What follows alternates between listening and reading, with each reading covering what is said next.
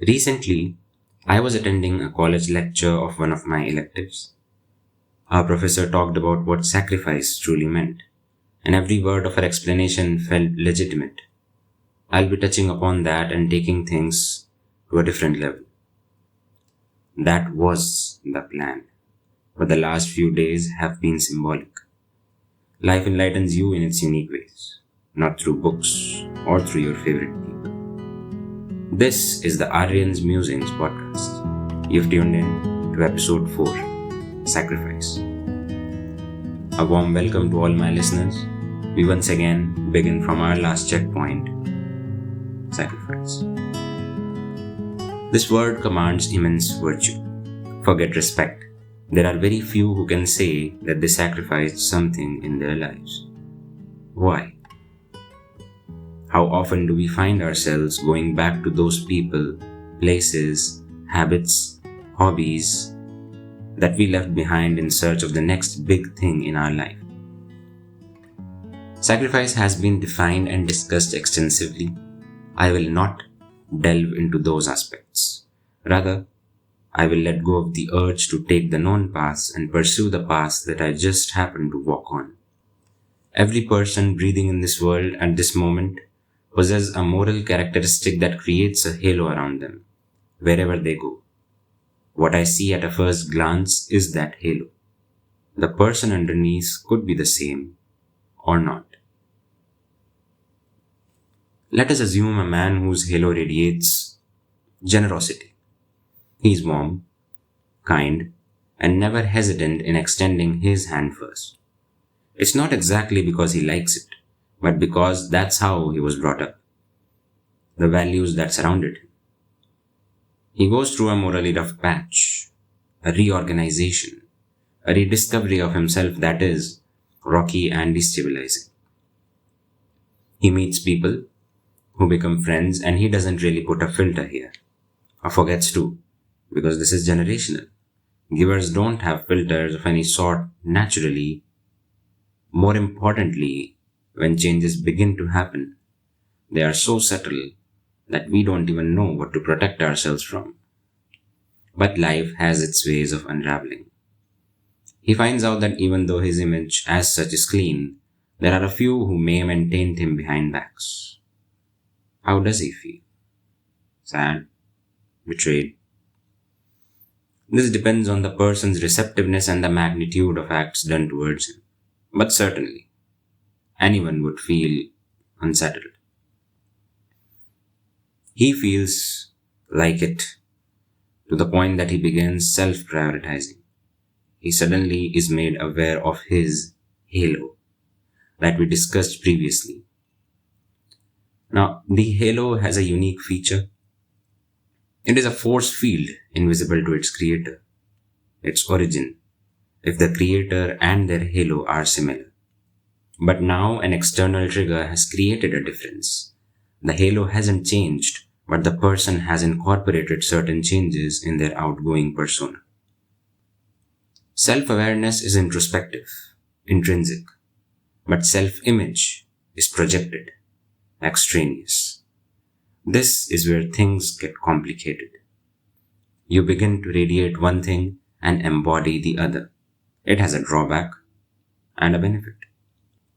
Drawback is, specifically in this person's case, unfettered expansion of the medium. The balloon feels bouncy and soft to the touch because the air occupying it has no intention of making itself heard, announcing itself. Fill the balloon with paper balls. It might be the same old balloon from a distance, but one touch and realization dawns. The essence has been lost. This person lost his essence too. Suddenly, self-image shrouded self-awareness and ego shrouded generosity.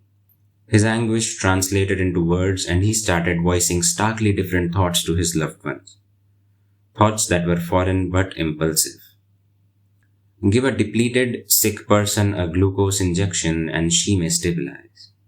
Give it to a stable person and you get a dancing monkey. Anything that is foreign and impulsive when taken without need, but by external influences, is the perfect recipe for disaster. The person now faced this reality. His senses were out of sync. His days were now occupied with the perception of his self-image induced by people outside the halo. When the creator's ego rises, the creation takes a hit.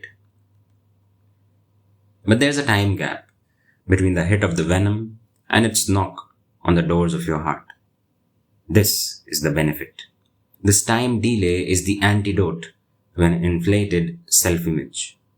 But it is time-bound. By now, the person has adopted the new him, and as with all new things in life, especially those that come after a long, lasting inning, the effect is infectious. He is enjoying the new vibe, even though he fools himself by disguising self-image as self-prioritization. But he feels vexed when the halo clashes with the source. The halo pulls him with attachment, the source with a newfound greed. What to do now? Accepting that he isn't putting himself first, but he is putting his self first. Glucose isn't evil or corrupt, but its delivery induced those effects. Introspecting the newfound self-image and using it to rebuild the halo. And finally, kill off the induced toxins, kill off the past longings. He loved them, one obsessively, one habitually. He discarded them beside the river of introspection and never looked back. This is sacrifice. Sometimes it is not about an object, person, or purpose. It is about letting go of the neural patterns that you have always used to solve problems. You feel strength in working on those patterns. So take the risk of charting a new course of the oceans of your mind. They won't feel supportive but rather shaky. The very basics. For all those out there who have just begun on this long, lovely journey of life, you're not late. Go for it. And even if you have already begun, it's never too late. If any of you have listened to a chorus or an orchestra, it starts out plain, simple. It builds up as time flies by and reaches its climax. Next time, a new one begins.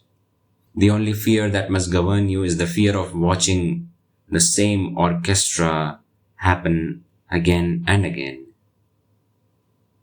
Of you watching life happen, rather than making life watch you happen. If you are not sacrificing, you are holding back. Those pillars shall support you no matter what. Support creates dams. Freedom creates rivers. Sacrifice creates waterfalls. Maybe the concept of rebirth was made to make man realize that life is so precious that people return for it. A tightly rolled fist never invites itself to a handshake. Similarly, to bring new avenues towards oneself, the mental fist needs to be loosened. The mental handshake can only happen after that. This musing has to be let go of here. I do not want to overburden the listener or the concept by tying more strings than it can break free of. Maybe we'll have another episode on this someday. For now, we've done justice to our music. But what does doing justice to something or someone truly mean? That will be the focus of our next music. May you all have the fortitude to sacrifice the strings and embrace the new heights of life. A big thank you for joining in. Take care, and I'll see you on the other side.